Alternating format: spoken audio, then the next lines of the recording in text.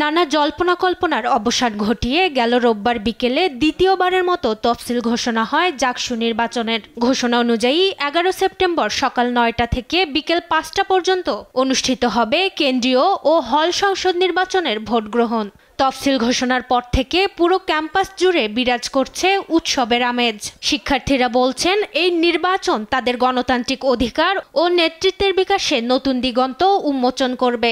তাই নির্ধারিত সময়ে সুষ্ঠুভাবে ভোট গ্রহণ সম্পন্ন করার দাবি তাদের। জাকসু নির্বাচন এতদিন পর অনুষ্ঠিত হতে যাচ্ছে, আমরা চাই যে উপযুক্ত নেতৃত্ব উঠে আসুক। জাকসু নির্বাচন যদি হয় তাহলে কিন্তু ওই সমস্ত যেরকম গোষ্ঠী রয়েছে তারা কিন্তু দখলদারিত্ব, টেন্ডারবাজি, পেশি শক্তির যে রাজনীতি রয়েছে সেটা কিন্তু করতে পারবে না। আমরা অবশ্যই চাই যে নির্বাচনটা অবশ্যই তারিখ অনুযায়ী হোক এবং সেটা হচ্ছে যে কি আর না পিছাক।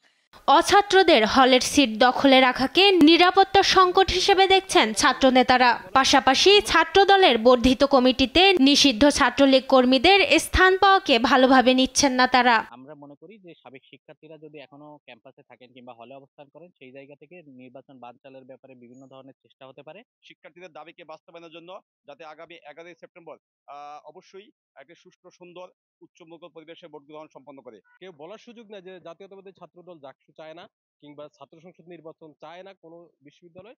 আমরাই একক সংগঠন হিসেবে যে এই ছাত্র সংসদ নির্বাচনের পক্ষে অবস্থান করছি এবং আমাদের গ্রাউন্ড ওয়ার্ক অনেক আগে থেকে চলমান। এদিকে নির্বাচন কমিশন বলছে, খসড়া ভোটার তালিকা প্রকাশ, তফসিল ঘোষণা সহ বেশ কিছু কার্যক্রম এগিয়ে নিয়েছেন তারা। একটা হলে যখন নির্বাচন অনুষ্ঠিত হচ্ছে, আমাদের কিন্তু জাকসু এবং হল সংসদ এই দুই নির্বাচনই সংশ্লিষ্ট হলে অনুষ্ঠিত হয়। হলের যারা আছেন তারাই কিন্তু ওখানে তাদের ভোট কার্য সম্পন্ন করে।